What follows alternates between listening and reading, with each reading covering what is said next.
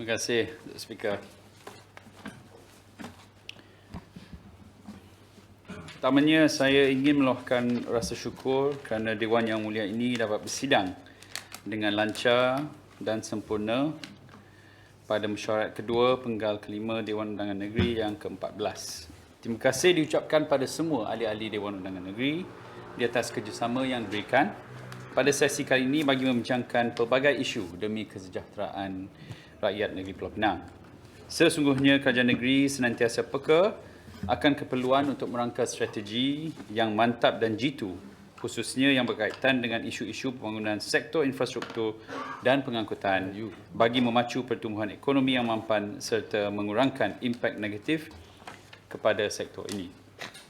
Datuk Yang di-Pertua, Yang Berhormat Bukit Tambun dan Jawi telah membangkitkan berkenaan keperluan diwujudkan satu pelan induk pengangkutan seberang perai. Berikutan kesesakan lalu lintas yang amat teruk di jalan-jalan persekutuan dan juga jalan negeri di kawasan tersebut, khususnya dari Tol Jawi ke Tol Sungai Dua, dari Bandar Tasik Mutiara ke Jambatan Kedua, Jalan FT01 dan juga Jalan Perusahaan Valdor. Sebagai makluman Yang Berhormat, kerajaan negeri mengambil maklum dan menyambut baik saranan tersebut dan akan menjalankan semakan dan kajian secara holistik menerusi Jawatankuasa Lalu Lintas dan Infrastruktur MBSP. Untuk makluman Yang Berhormat juga, kerajaan negeri melalui Jabatan Kerja Raya Pulau Pinang senantiasa memohon penaiktarafan jalan persekutuan dalam semua rancangan Malaysia. Ini adalah untuk memastikan jalan-jalan tersebut dapat menampung peningkatan trafik. Di kesempatan ini, saya ingin menyeru kepada Kerajaan Persekutuan, walau sesiapa pun yang dilantik sebagai Perdana Menteri, agar dapatlah kita bekerjasama dengan pihak kerajaan negeri untuk bersama-sama menangani masalah ini. Kita memerlukan peruntukan untuk pembangunan infrastruktur berskala besar daripada pihak Kerajaan Persekutuan, bukan sahaja di kawasan seberang perai, malah di seluruh negeri Pulau Pinang. Berkenaan Jalan Perusahaan Valdor, untuk makluman Yang Berhormat, JKR telah pun selesai melaksanakan kerja ukur tanah. Peringkat seterusnya adalah kerja reka bentuk yang dijangka akan dilaksanakan pada tahun depan. Tuan Yang-Pertua, Yang Berhormat Jawi juga membangkitkan mengenai jalan pintas dari kawasan perindustrian Batu Kawan, Sungai Udang dan Parit Bunta ke Jeti Jangkat. Yang Berhormat Jawi telah mohon agar jalan ini didaftarkan di bawah Maris dan diwatarkan sebagai jalan Maris bawah GPS bagi tujuan penyelenggaraan. Sebagai maklumat Yang Berhormat, jalan tersebut berada di Rizab Sungai Daun dan merupakan laluan bagi kerja-kerja penyelenggaraan. Kerajaan negeri melalui JPS akan melihat secara keseluruhan bagi memastikan tindakan yang bersesuaian dapat diambil. Ini adalah untuk mengelakkan perkara-perkara luar jangka seperti kemalangan berlaku. Seterusnya, Yang Berhormat Bukit Tengah bangkit mengenai masalah kesesakan lalu lintas yang semakin melarat di persimpangan bertingkat juru interchange dan juga persimpangan bertingkat Jalan Bukit Tengah, Jalan Chan Heng Kai. Bagi makluman Yang Berhormat, JKR telah selesai melakukan satu kajian lalu lintas di Jalan Bukit Tengah, Jalan Chan Heng Kai. Kajian tersebut telah mencadangkan beberapa langkah seperti pelebaran jalan sedia ada, penaiktarafan persimpangan bertingkat juru kepada persimpangan Berlian Mencapah, ataupun dalam bahasa Inggeris Diverging Diamond Interchange. Yang ni kalau kita guna Federal Highway yang dekat dengan menghala ke Sunway Kelana Jaya tu kan, there's this interchange. Itu yang kita panggil Diverging Diamond Interchange. So itu telah pun dicadangkan oleh Perunding serta penyelarasan masa lampu isyarat di persimpangan Jalan Kebun Nenas, Jalan Perusahaan. Hasil kajian ini akan dibentangkan kepada Jawatankuasa Infrastruktur dan Lalu Lintas MBSP terlebih dahulu dan setelah mendapat kelulusan akan memasuki peringkat reka bentuk. Tuan Yang-Pertua, Yang Berhormat Bertam telah mohon agar lampu isyarat dipasang di persimpangan keluar ke Pongsu Seribu, Jalan Pajak Song dari Taman Rupawan atau dari Taman Seri Sedang. Jalan pintas dari Taman Rupawan ke Pusat Bandar Bertam Perdana ini merupakan jalan alternatif yang sering digunakan penduduk Taman Pongsu Seribu, Taman Rupawan dan juga Taman Seri Sedang. Penduduk Jalan Pongsu Seribu dan Jalan Pajak Song terkesan susulan bilangan jumlah kenderaan yang melalui jalan tersebut semakin meningkat dan berlaku kesesakan pada waktu puncak. Sebagai makluman yang berhormat, Kerajaan Negeri sedar akan peningkatan trafik dan kesesakan yang berlaku di kawasan tersebut dan pihak JKR kini sedang dalam pelaksanaan bancian untuk mengenal pasti sama ada terdapat keperluan bagi pemasangan lampu isyarat di kawasan ini. Yang berhormat Datuk Yang Di-Pertua, Yang Berhormat Pematang Berangan dalam ucapannya telah memohon kepada Kerajaan Negeri untuk memberi perhatian kepada kaedah atau dasar untuk meningkatkan keselamatan jalan raya dan naik taraf jalan raya di kawasan kampung di sekitar Tasik Glugor dan Pematang Berangan. Sebagai makluman yang berhormat, Kerajaan Negeri amat komited dalam usaha untuk meningkatkan keselamatan jalan raya dan naik taraf jalan raya di kawasan kampung sekitar Tasik Glugor dan Pematang Berangan. Di antara usaha yang dijalankan adalah cadangan untuk menaik taraf persimpangan Jalan Tok Bedu, Jalan Pokok Macang. Untuk makluman yang berhormat juga, JKR telah mohon peruntukan bagi tahun 2023 untuk melaksanakan kerja-kerja menaik taraf persimpangan tersebut dan skop kerja yang dirancang adalah seperti berikut. Pertama, kerja-kerja ukur had sepadan jalan dan utility mapping. Kedua, kerja-kerja pelebaran jalan. Dan ketiga, kajian kesesuaian bagi pemasangan lampu isyarat untuk kelancaran trafik. Tuan Di-Pertua, Yang Berhormat Bayan lepas telah mencadangkan agar satu jalan alternatif menuju ke Teluk Bayu dibina bagi mengatasi masalah jalan sedia ada yang kecil. Yang Berhormat juga telah mencadangkan agar jalan alternatif dibina di kawasan Mutiara Perdana kerana hanya terdapat satu jalan masuk ke kawasan ini. Bagi menyambut cadangan yang diutarakan oleh Yang Berhormat, JKR telah mencadangkan agar satu kajian menyeluruh dengan mengambil kira jalan sedia ada dan kekerapan penggunaan di jalan tersebut dilaksanakan bagi melihat kesesuaian pembinaan jalan-jalan alternatif ini. Isu kesesakan lalu lintas juga dibahaskan oleh Yang Berhormat Bukit Tambun, Jawi dan Pulau Tikus. Kerajaan Negeri setuju bahawa kesesakan lalu lintas merupakan masalah utama yang harus ditangani khususnya di kawasan Seberang Perai. Saya juga ingin mengambil kesempatan ini untuk menyuruh sekali lagi kerajaan persekutuan untuk membantu meluluskan permohonan-permohonan yang dibuat melalui RMK bagi membantu. Selain daripada itu, Kerajaan Negeri sudah tentu senantiasa akan membuat reka bentuk dan cadangan projek-projek. Selain daripada itu, kita juga telah menubuhkan satu task force pengurusan lalu lintas bersama-sama dengan pihak PDRM. Ini bagi tujuan task force ini adalah untuk mengenal pasti tindakan-tindakan short term yang boleh dilakukan, sebagai contoh untuk meletakkan polis trafik di kawasan-kawasan hotspot tertentu bagi mengawal trafik pada waktu puncak. Untuk Di-Pertua, saya beralih ke isu tempatan banjir.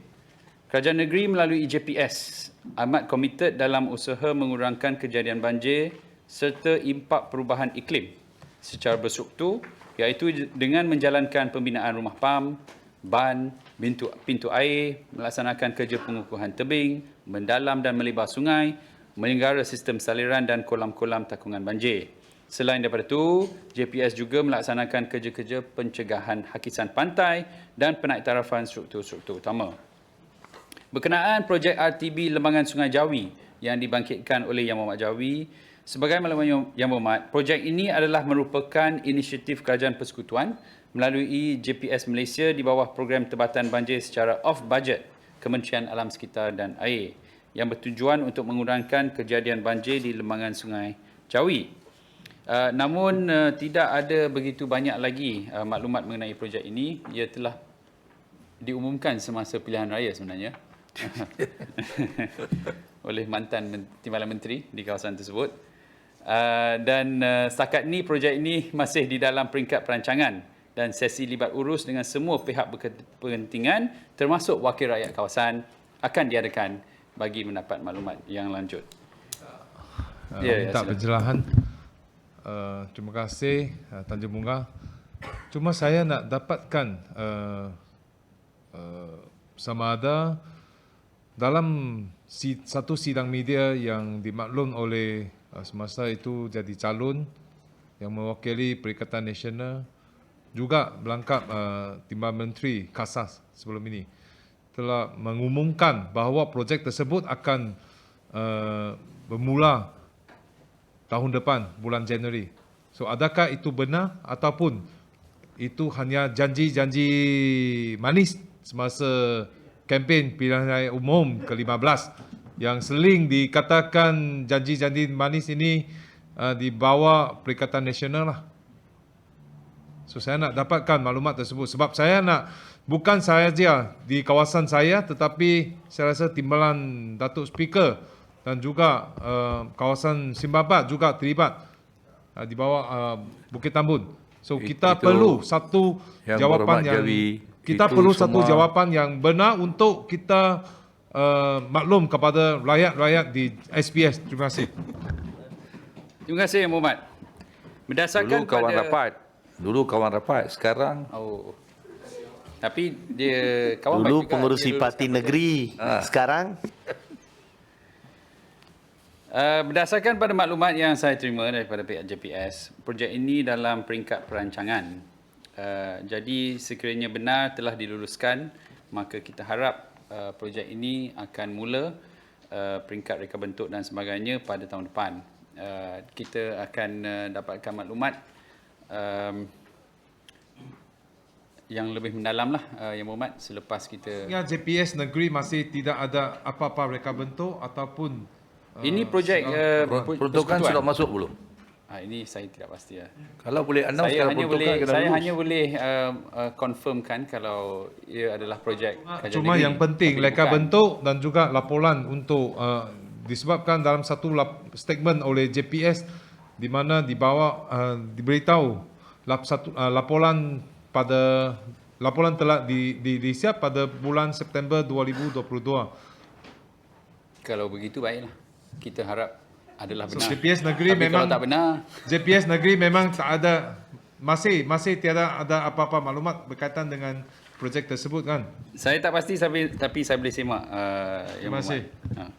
Dan saya akan maklum kepada Yang Berhormat. Saya rasa ini projek sangat penting kita perlukan dan sekiranya benar dan maksudnya ia adalah satu projek yang baiklah dan kita sudah tentu kerajaan negeri akan memberi pemudah caraan untuk membantu pelaksanaan projek tersebut. Tak jadi, kenapa? Yang Berhormat Bukit Tengah Tak jadi, telah kena bangkit bikin swimming pool lah. isu Belajar kejadian banjir di kawasan Dun Bukit Tengah pada 11 Oktober meskipun 2 projek RTB telah dilaksanakan di kawasan tersebut. Untuk makluman Yang Berhormat, berdasarkan siasatan yang telah dilakukan oleh JPS, kejadian banjir tersebut berpunca daripada kadar curahan hujan yang tinggi ataupun amat tinggi iaitu 174 mm di stesen Macam Bubuk. Maka terdapat aliran yang deras daripada kawasan lembangan Sungai Junjung yang memasuki kepada kawasan lembangan Parit 5. Pam tempatan banjir di Parit 5 telah beroperasi pada kadar yang maksimum. Ditambah dengan keadaan jumlah air yang terlalu tinggi daripada kawasan lembangan sungai bersebelahan menyebabkan pam berkenaan tidak mampu menampung kapasiti air yang tinggi pada ketika itu. Selain itu, terdapat saluran parit tanah yang sepatutnya diiktiraf oleh pihak pemaju beserta pembinaan sebuah pintu kawalan air automatik ataupun flap gate di kawasan tersebut. Walau bagaimanapun, ia masih belum dilaksanakan berdasarkan masa yang telah ditetapkan. Susulan dari kejadian banjir tersebut, JPS telah mengambil pendekatan segera dengan menutup kedua-dua aliran tersebut daripada memasuki sistem saliran Parit 5. Bagi cadangan mitigasi jangka masa panjang, JPS kini sedang meneliti semula komponen projek RTB Parit 5 bagi tujuan penambahbaikan sistem tebatan banjir ini. Satu mesyuarat post-mortem akan dilaksanakan segera bersama Pejabat Daerah Tanah SPT dan juga MBSP bagi bersama-sama menyelaras dan menambah baik sistem saliran tersebut. Berkenaan isu di Kampung Dok dan Kampung Tok Panjang, sebagai makluman Yang Berhormat, JPS telah melaksanakan kerja ukur aras bagi mendapatkan gambaran terperinci sistem saliran sedia ada di dalam kampung tersebut. Pembentangan berkenaan isu ini telah dibuat pada 13 Oktober kepada Pejabat Daerah dan Tanah SPT yang juga turut disertai oleh Pejabat Yang Berhormat Adun Bukit Tengah serta mantan Ahli Parlimen Batu Kawan. JPS telah mencadangkan agar Pejabat Daerah Tanah SPT memohon peruntukan bagi pelantikan perunding untuk menyediakan reka bentuk terperinci di kawasan tersebut bagi mengenal pasti penyelesaian yang terbaik untuk menaiktaraf sistem saliran di kawasan tersebut. Datuk Yang Petua, Yang Berhormat Batu Uban telah bangkit isu banjir di kawasan Bayan Baru dengan merujuk kepada kejadian banjir pada bulan September dan Oktober. Sebagai maklumat yang berhormat, projek RTB Bayan Baru telah disiapkan pada Ogos 2022 dan masih dalam tempoh kecacatan liability ataupun defect liability period. Dalam tempoh ini, pengoperasian PAM adalah di dalam pemantauan JPS dan dioptimumkan bersama dengan pintu kawalan pasang surut agar dapat berfungsi dengan baik mengikut aras air yang paling sesuai supaya PAM dan pintu kawalan pasang surut dapat beroperasi dengan berkesan berdasarkan pada aras air Sungai Keluang, parit monsun Sungai Relau, parit dalaman kawasan komersial dan perumahan Bayan Baru serta ketika berlakunya hujan lebat dan air pasang. JPS juga telah mengenal pasti cadangan penambahbaikan yang bersesuaian bagi mengatasi kejadian banjir di kawasan tersebut seperti berikut. Pertama, menaik taraf sistem peparitan dalaman dan juga collector drain di beberapa lokasi di sekitar Bayan Baru bagi mengalirkan air larian terus ke sistem peparitan tambahan ke rumah PAM Bayan Baru di hilir Sungai Relau dan Sungai Keluang. Kedua, memastikan tiada halangan sampah di setiap peparitan dalaman dan juga sungai. Ketiga, melaksanakan pemantauan dan penyelenggaraan berkala PAM tempatan banjir dan juga pintu kawalan pasang surut. Bagi merealisasikan cadangan penambahbaikan ini, JPS akan memastikan kerja pembinaan mitigasi ini dilaksanakan secara bersepadu bersama-sama agensi lain seperti MBBP dan JKR dengan merangkumi aspek kebersihan, pengurusan sampah serta sistem peparitan dalaman dan jalan supaya objektif projek-projek tempatan banjir yang dilaksanakan di kawasan Bayan Baru dapatlah tercapai dan dapat mengurangkan kejadian banjir di kawasan tersebut. Berkenaan isu banjir di Pantai Jerjak, aliran akhir bagi kawasan perumahan Pantai Jerjak adalah Sungai Dua Besar. Kejadian banjir yang berlaku adalah disebabkan oleh sistem peparitan sedia ada yang tidak dapat menampung kapasiti larian air dari kawasan hulu ke hilir. Kerajaan negeri melalui JPS DTL dan DBD melaksanakan kerja pengorekan Sungai Dua Besar dan Sungai Nibong setiap tahun serta melaksanakan kerja pengorekan muara Sungai Dua setiap 2 tahun sekali bagi melancarkan aliran air serta mengurangkan risiko banjir. Bagi penyelesaian jangka masa panjang, JPS Malaysia sedang dalam pelaksanaan kajian reka bentuk terperinci bagi projek RTB Lembangan Sungai Dua Besar. Yang ni betul-betul dah luluslah. Dengan mengenal pasti punca kejadian banjir serta menyediakan option penyelesaian bagi mengurangkan kejadian banjir di lembangan ini. Berkenaan isu banjir di kawasan Batu Maung pula, JPS memaklumkan bahawa permohonan peruntukan kepada kerajaan negeri bagi pelaksanaan projek RTB di kawasan tersebut akan dilakukan pada tahun 2023. Kerajaan negeri amat besar hati di atas penghargaan yang diberikan oleh Yang Berhormat Batu Uban berkenaan penyelesaian isu banjir di kawasan Minden Heights melalui kajian menyeluruh oleh JPS dan juga JKR DTL. Ini menunjukkan komitmen penuh kerajaan negeri dalam menyelesaikan isu-isu banjir di negeri Pulau Pinang. Datuk Ini Betul, saya masuk kepada isu bekalan air. Memetik kepada ucapan bajet 2023 yang dibentangkan oleh Yang Amat Berhormat Ketua Menteri, dari tahun 2019 hingga 2021, penduduk Pulau Pinang telah meningkat daripada 1.774 juta kepada 1.776 juta orang. Ini menunjukkan peningkatan sebanyak 0.11%. Pembangunan yang pesat pula di negeri ini tambah dengan perubahan cuaca, iklim dan juga gejala COVID-19 telah mendorong kepada peningkatan permintaan bekalan air. Pembangunan akan datang yang sedang dirancang oleh kerajaan negeri juga bakal menyuntik pertumbuhan ekonomi negeri yang pesat, iaitu melibatkan kawasan Batu Kawan, Balik Pulau, zon perindustrian Bandar Bertam dan juga cadangan 3 pulau terbos guna iaitu Penang South Islands serta zon perindustrian bebas Ban Lepas. Bagi menampung permintaan bekalan air yang bakal meningkat ini, kerajaan negeri akan terus menaik taraf infrastruktur bekalan air dan juga mencari sumber air mentah tambahan untuk memastikan kelestarian bekalan air di negeri ini. Yang Berhormat Bukit Tambun ada menyentuh mengenai keperluan untuk meneruskan projek skim penyaluran air mentah Sungai Perak bersama kerajaan negeri Perak.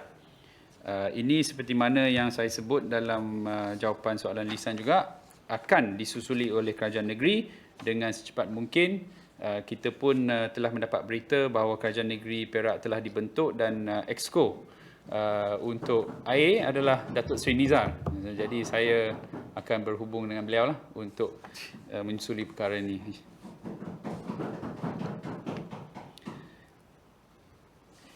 Bagi Datuk Yang Dipertua, infrastruktur telekomunikasi, penyediaan infrastruktur telekomunikasi di negeri Pulau Pinang kini adalah jauh lebih baik berbanding 10 tahun yang lalu.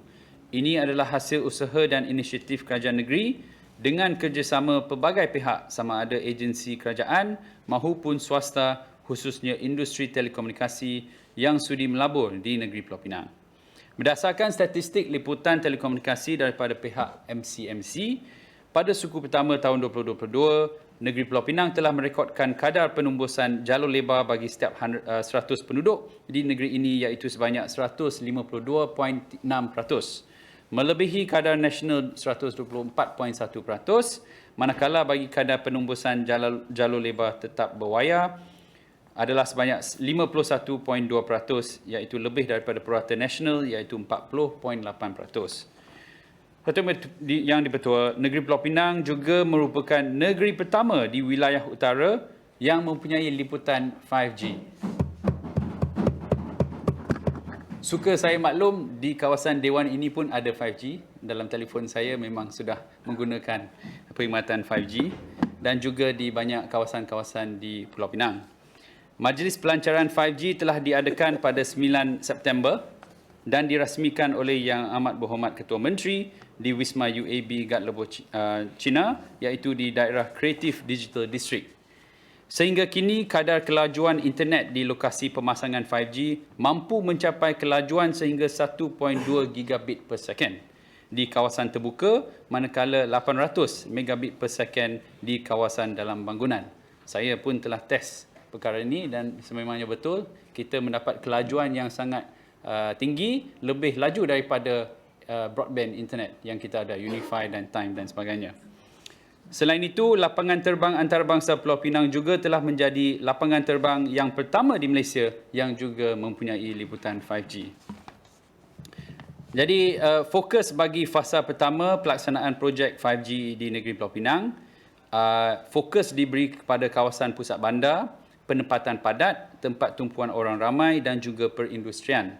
Sebanyak 151 lokasi telah pun dikenal pasti bagi fasa pertama iaitu 57 lokasi di DBD dan 94 di DTL. Sehingga 18 November, sebanyak 107 lokasi projek 5G ini telah pun siap dipasang di tapak dengan kerja-kerja pengintegrasian dan onboarding yang sedang dijalankan di lokasi-lokasi tersebut. Baki 44 lokasi baru sedang dalam proses penyediaan dokumen bagi mendapatkan kelulusan PBT. Minta penjelasan, Yang Berhormat. Ya, sila. Terima kasih Yang Berhormat Tanjung Bunga. Tadi di dalam sesi penggulungan, Yang Berhormat Tanjung Bunga telah membangkitkan khususnya tentang infrastruktur telekomunikasi 5G lah yang seperti mana kita sedia maklum telah ada sebenarnya di Pulau Pinang ini. Cumanya dari segi peranti yang boleh menyokong 5G itu, saya rasa sekarang agak terhadlah. Seolah-olahnya mendiskriminasikan kami yang menggunakan peranti daripada iOS ataupun Apple lah. Jadi untuk yang menggunakan Apple tu memang kita tidak dapat menikmati. Dan juga dari segi telco yang terlibat untuk membekalkan perkhidmatan 5G ini, mengikut kenyataan yang dikeluarkan oleh pelbagai syarikat pembekal perkhidmatan dan juga DNB, antaranya syarikat Maxis masih belum ada sebarang kata putus untuk menyertai plan 5G yang diperkenalkan oleh DNB. Jadi saya harap mungkin perkara ini kita boleh cuba untuk bawa kepada DNB secara inklusifnya, macam perkhidmatan 4G yang dilancarkan dulu, semua syarikat telco pun dapat menikmatinya dan semua peranti, tak kira Android ataupun iOS, dapat menikmati perkhidmatan tersebut. Terima kasih. Terima kasih Yang Berhormat. Saya bukan nak promote tapi DJ adalah 5G ni. DJ ada. But okay, tapi kita ambil maklum dan sebenarnya kalau kita lihat pada pengumuman yang dibuat oleh syarikat-syarikat telco dan juga perjanjian yang telah dilaksanakan bersama-sama dengan DNB. I think is a matter of time lah. Semua telco akan menyediakan perkhidmatan 5G ini. Dia cuma some of the telco ni dia buat secara berfasa lah. So contohnya Digi dengan Yes, YTL semua dah menyediakan, dan saya kira Celcom, Maxis tu akan menyusul lah dalam masa yang terdekat. Jadi berkenaan dengan isu peranti itu, saya juga akan highlight kepada DNB dalam mesyuarat yang kita adakan secara berkala supaya perkara ini dapat dilihat lah. Saya menggunakan Android, jadi saya pun tak tahu yang Apple ni tak boleh guna. Okey, Datuk ini betul.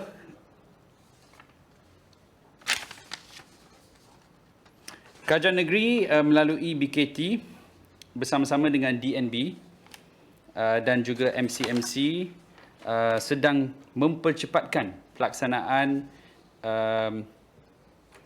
tambahan lagi lokasi-lokasi 5G bagi tahun yang akan datang, iaitu sebanyak 312 lagi lokasi 5G termasuk di kawasan seberang perai.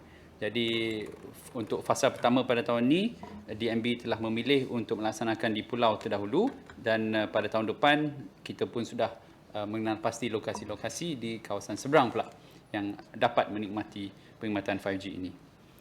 Yang Berhormat Komtar ada mencadangkan supaya bangunan Komtar juga dilengkapi dengan kemudahan 5G. Untuk maklumat Yang Berhormat, Kerajaan Negeri melalui BKT sedang berbincang dengan pihak DNB untuk menyediakan infrastruktur 5G melalui in-building coverage (IBC) di bangunan Komtar untuk kegunaan penjawat awam dan juga orang awam.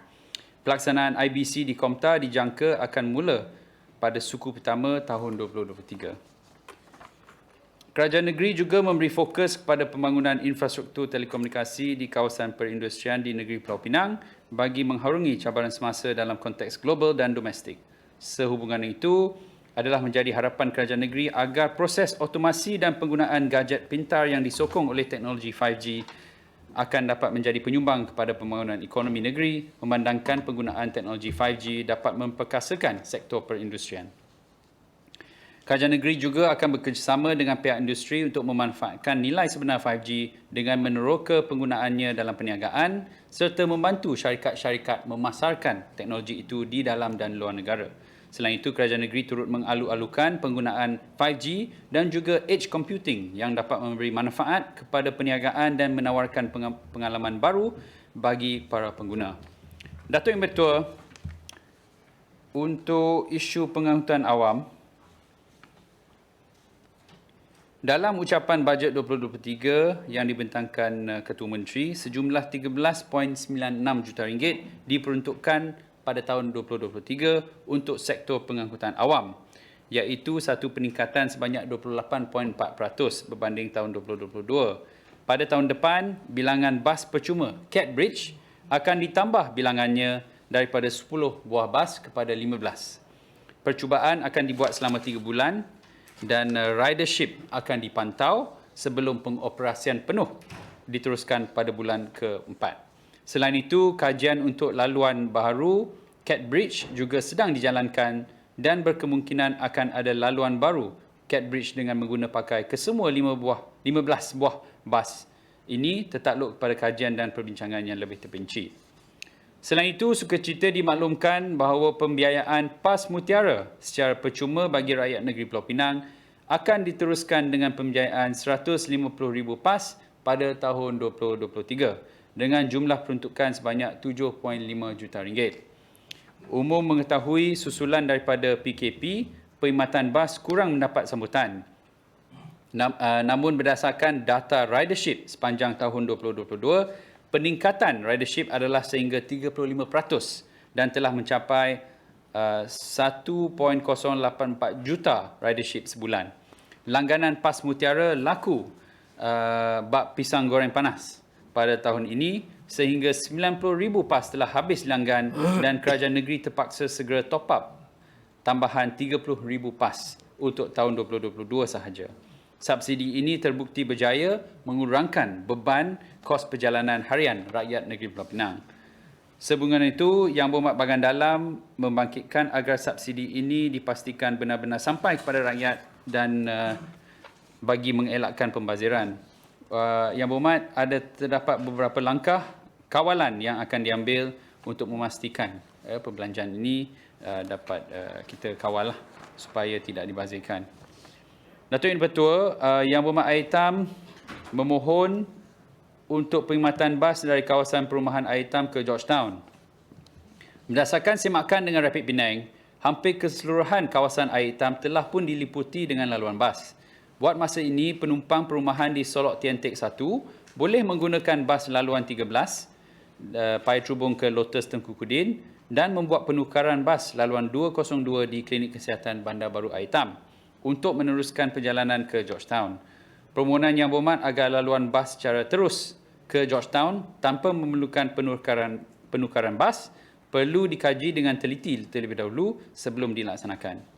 Selain itu, Yang Berhormat Komta mencadangkan agar laluan khas bas diadakan di Jabatan Pulau Pinang dan di Lebuh Raya Tun Dr. Lim Chong Yu. Yang Berhormat, ini adalah cadangan yang baik dan akan kami mengkajilah cara untuk melaksanakannya. Suka di sini saya ingin memaklumkan pada ahli-ahli Yang Berhormat juga bahawa infrastruktur yang sangat signifikan berkait dengan perkhidmatan bas adalah pondok perhentian bas. Berdasarkan rekod, terdapat 600 pondok bas seliaan MBBP di kawasan pulau, manakala di kawasan seberang perai ada 1,150 pondok bas. Untuk maklumat ahli Muhammad, setiap pembangunan baru akan disyaratkan untuk menyediakan pondok bas dengan reka bentuk universal design bergantung kepada keperluan pembangunan tersebut. Selain itu, MBBP juga telah bekerjasama dengan pihak Rapid Penang untuk melabel setiap pondok bas tersebut. Buat masa ini, semua pondok bas telah selesai dilabel kecuali pondok bas di bawah penaja iaitu sebanyak 240 pondok bas sahaja yang masih dalam proses pelaksanaan.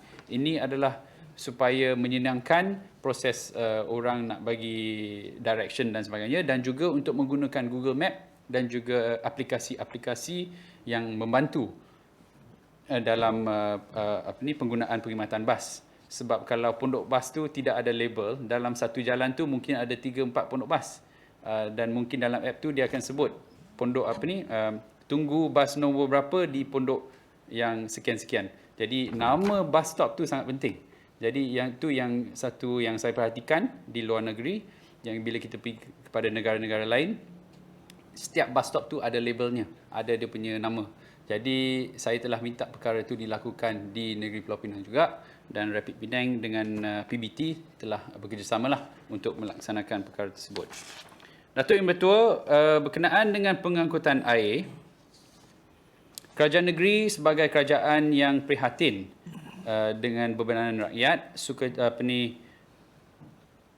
telah bersetuju untuk menyambung semula pembiayaan tambang feri percuma selama 6 bulan lagi pada tahun 2023 bagi membantu rakyat negeri Pulau Pinang dalam fasa endemik ini. Selepas 6 bulan ini difahamkan Penang Port akan mendapat feri-feri baru, dan pada ketika itu kita akan mengadakan perbincangan yang lain lah, sebab dengan feri-feri baru kita tidak pasti sama ada pertukaran tambang atau dan sebagainya. Yang tu bergantung kepada situasi pada ketika itu, maka perbincangan lanjut akan diadakanlah. Ada pertanyaan daripada Yang Berhormat Bahagian Dalam mengenai jumlah penumpang feri. Yang ni kita ada dia punya detail dalam satu table. Saya ingat saya bagi secara bertulis lah pada Yang Berhormat sebab susah nak baca kesemuanya.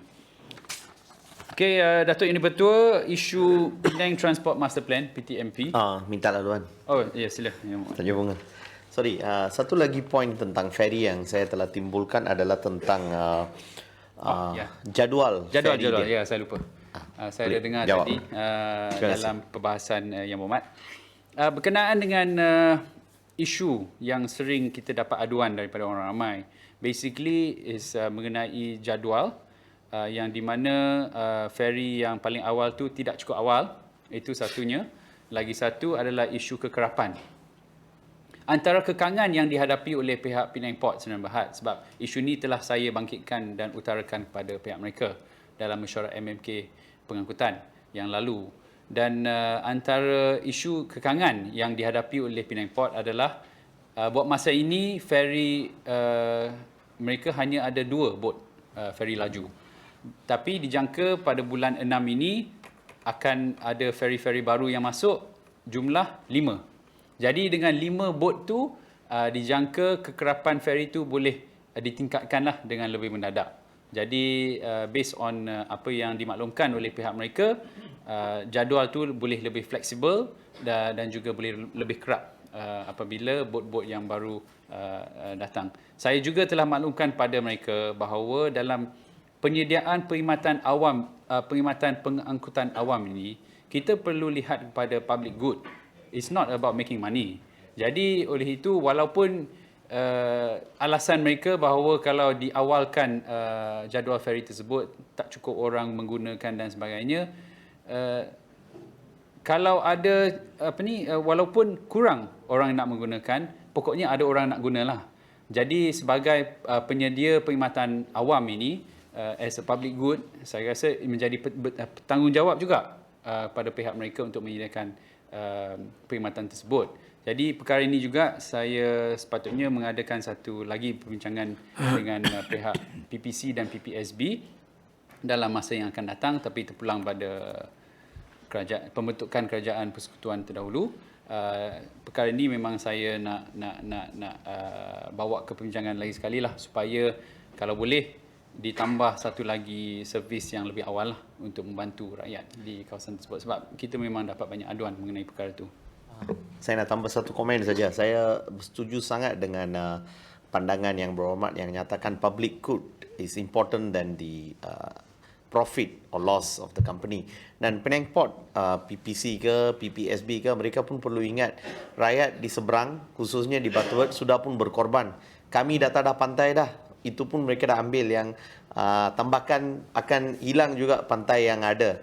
So, sebagai balasan, walaupun itu memberi impact kepada kewangan Penang Port, dia kena bagi balik something to the public of the Butterworth. Itu permintaan. So saya harap nanti bila kerajaan baru terbentuk, Yang Berhormat boleh convince mereka lah. So in the meantime, Yang Berhormat, saya minta jangan tunggu sampai ferry baru datang. Kalau boleh immediately starting from January, jadual dia diawalkan dan dilambatkan. Ya, itu yang saya haraplah sebenarnya. Saya nak minta supaya Yang Berhormat Tanjung Bunga, public of seberang perai, not Butterworth only.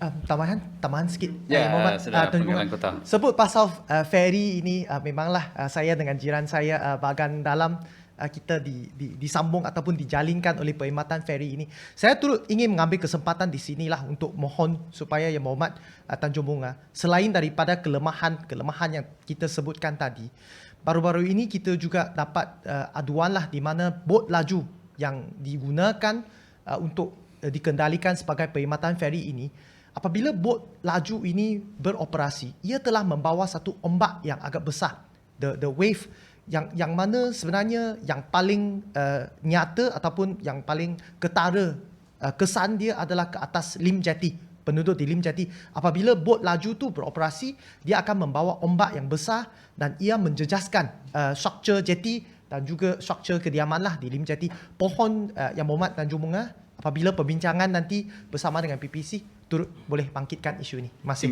Terima kasih Panggilan Kota. Saya mengambil maklum perkara tersebut dan akan saya bawa jugalah bersama-sama dengan isu yang dibawa oleh Yang Berhormat Bahagian Dalam.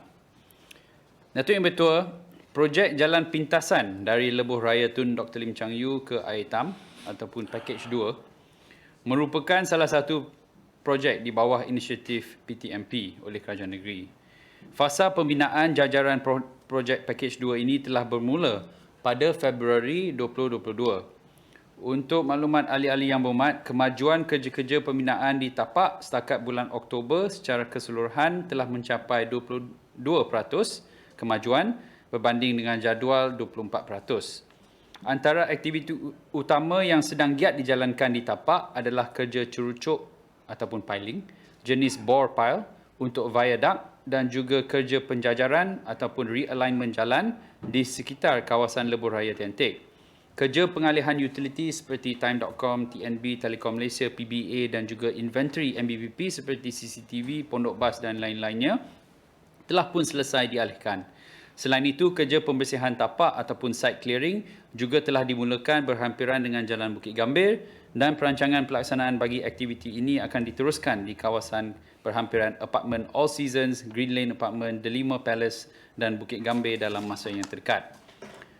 Saya mengambil maklum mengenai aduan Yang Mohamad Aitam mengenai keadaan jalan sedia ada menjadi sempit akibat pelaksanaan kerja-kerja pembinaan pakej 2. Pelan pengurusan trafik ataupun TMP telah diluluskan oleh pihak berkuasa sedang dilaksanakan bagi projek ini dan akan ditambah baik dari masa ke semasa selaras dengan perkembangan projek dan juga aduan oleh orang awam.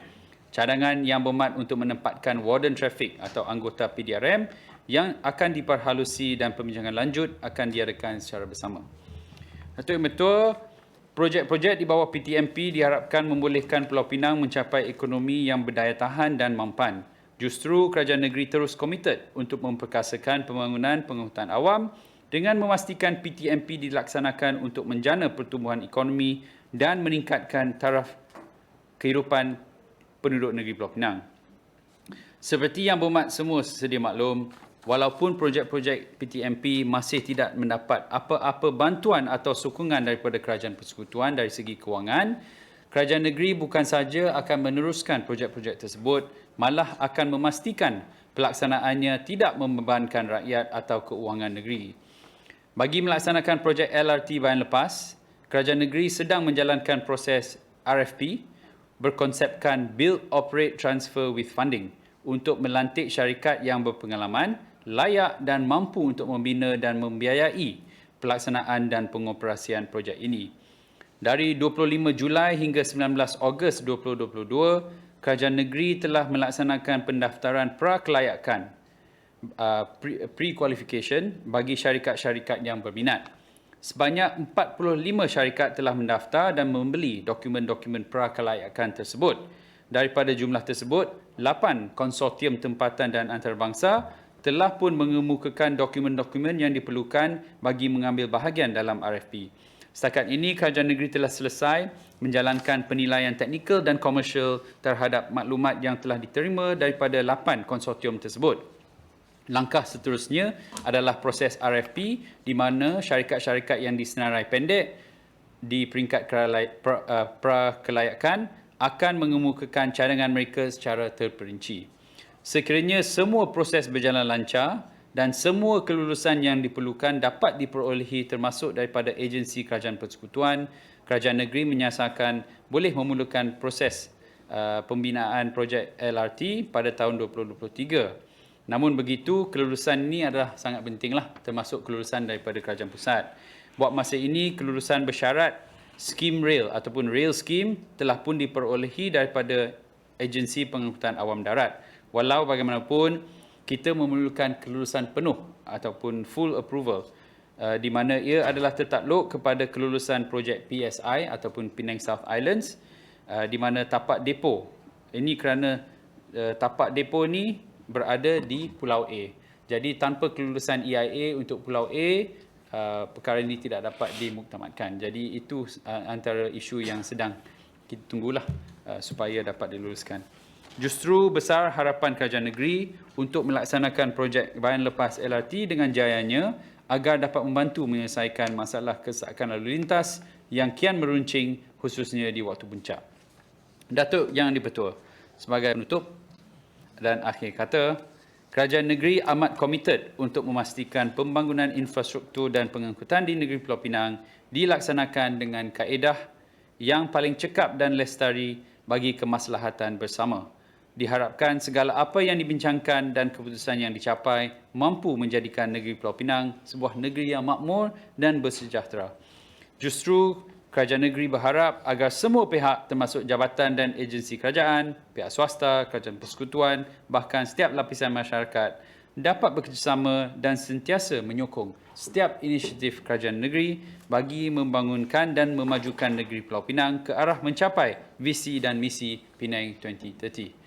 Dengan itu, saya ucapkan terima kasih kepada semua dan saya mohon menyokong